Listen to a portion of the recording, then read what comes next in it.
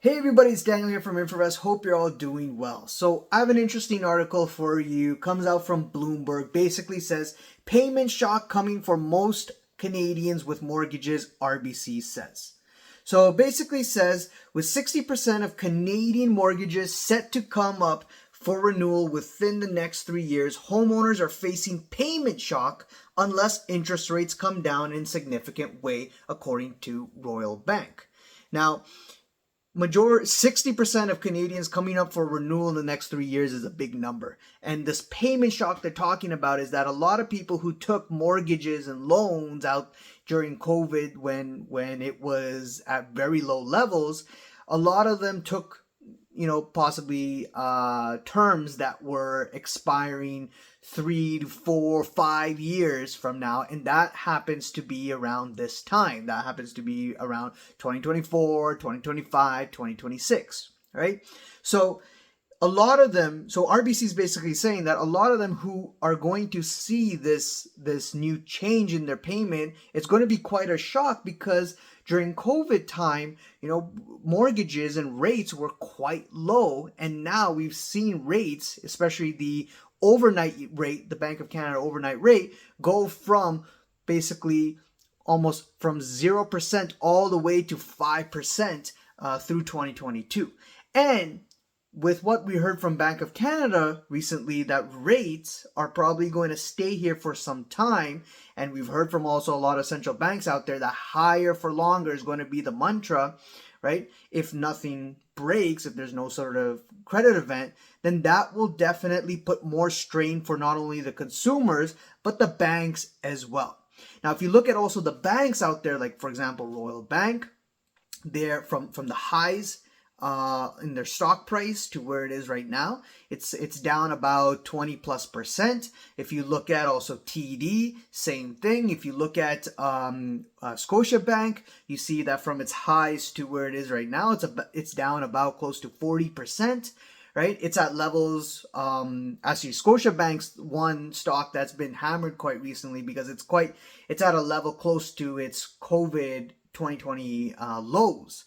So you're seeing that Canadian bank stocks are being punished all because of this idea that this payment shock, the worries that, hey, if rates remain higher and remain there for quite some time, how are the consumers going to face this when it comes to the renewals? Are they going to be able to make those payments? And also, what about the ones that own more than one property? Those investors, those Airbnb investors, those people who bought pre-construction condos, pre-construction homes, who need to close, are they going to end up closing on their property, right? You're hearing already stories that people are taking losses, 200K losses, 300K, 500K losses, right? So this is starting to add up and cascade into something that could be really bad. Now, going into this article here, it says by 2026, when 400 billion Canadian dollars worth of mortgages are set to renew, a figure that includes a large proportion of so-called negatively amortized loans, the increase in monthly payments could be as high as 48% on weighted average basis. This is from, again, RBC, Royal Bank of Canada. They also say, Royal Bank says, that we believe a significant number of mortgages are coming due in the next 3 years, and that payment shock, the increase in payment at renewal, could be significant and represent tail risk to Canadian banks. Unless there is a significant decline in interest rates, we believe that credit losses will inevitably rise, perhaps significantly in 2025 and beyond. So RBC is here telling you that if rates don't come down, you can almost guarantee that by 2025 and onwards, you're going to see massive problems in credit. You're going to see credit losses. You're going to see delinquency rates massively rise as well. Now, the question you want to ask yourself is, why would we get a rate cut? Are we going to get a rate cut? Why would there be a rate cut? The only reason to see some sort of rate cut would be if there is let's say, a credit event, if there's really big strain in the economy. Now, don't get me wrong. We're all facing the inflation problems, issues in inflation, the prices, the groceries. I totally get it. Everyone's feeling the pinch. Everyone's feeling the pain. But that's not enough to bring inflation down from the central bank point of view, from the Bank of Canada's point of view. And yes, they did come out in the past and they said that inflation is coming down, but we still have a lot of work here. Bank of Canada has a lot of work here. They need to go out and still attack this inflation, which means that they're going to keep rates, they're going to pause a bit here, they're going to keep rates higher for longer. And if this inflation doesn't come down, if oil spikes, if there's a war breakout, whatever the case may be that causes inflation to spike up, then we may do more. Right? So that's what we've been hearing from the central bank, not from what I'm saying, what the central banks are saying, that they could do more. And if they could do more, Royal Bank, the Canadian banks are out there saying that these renewals are not looking good for a lot of Canadians out there, and they're going to feel the shock. Now, Royal Bank also mentioned that if Bank of Canada's overnight rate, which is around 5% right now, comes down by 100 basis points, that would reduce the payment shock, not completely, but will reduce it in 2024 and 2025 by about 22% or 23%. But the cohort renewing in 2026 is likely to face the biggest challenges there. That's when a significant portion of variable rate mortgages with fixed monthly payments are set to renew. Those borrowers have continued to make the same monthly payments as interest rates have gone up, but in many cases are now paying only interest each month, extending the length of the time it would take for them to pay off the loan. So they're saying if this continues, right, the rates going up, the 2026 cohort are going to feel even worse pain there. So how does this end, right? How does this even end in any way? You do hear people saying soft landing is occurring. We're going to see soft landing, blah, blah, blah, right? If you're going to see soft landing, if the economy is going to be fine, if GDP is going to be fine, growth is going to be fine, why would they cut rates? It would only be if you get a Goldilocks scenario where, inflation really comes down. It shows significant evidence. We did hear that from central banks say we need significant evidence, not just one data point, significant evidence that inflation is coming down. Then sure, we can cut rates by maybe a bit.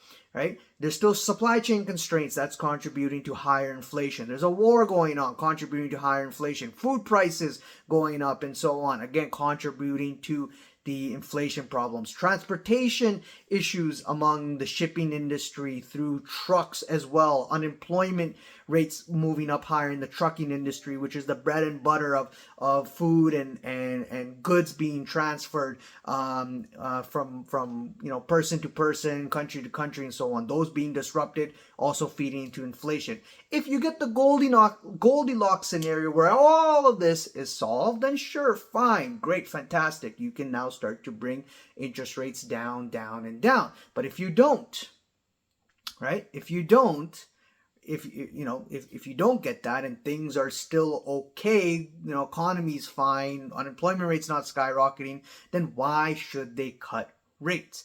The only thing that I see here is they would cut rates is if there is a credit event, if there's something that big that occurs in the economy that really puts a lot of people under pain and stress, that causes the unemployment rate to skyrocket, that yes, they'll need to bring the overnight rate from 5% all the way maybe down to 0. Right? That's a scenario where I would see that things are now, getting worse off.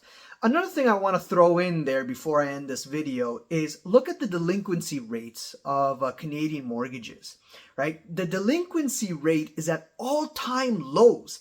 It's below 0.2%. And every time the delinquency rate hits below 0.2%, what's very interesting there is that we see a pick back up, a very steep pickup after delinquency rates hit below 0.2% and then move up higher. So that's another sign also that yes, delinquency rates are at all-time lows. Things are okay and good for now, right? But what happens later is that as these delinquency rates remain low, we see over the years they pick up And that's because people are defaulting. Can't handle the payments, the mortgages, the stress, the job issues if there are, right? So if this comes to true, this article, what RBC is saying, that you're going to see a big payment shock, it would also be interesting to see how that delinquency rate, and I think it's very possible that if that occurs, the payment shock occurs, you can see the delinquency rate pick up quite a bit as well, and creating that shock in the Canadian markets, Canadian economy, and also the real estate market as well. So let me know what you guys think. Leave a comment below, subscribe, hit the like button, bell icon to be notified on the next video, and I'll see you guys around. Cheers, bye.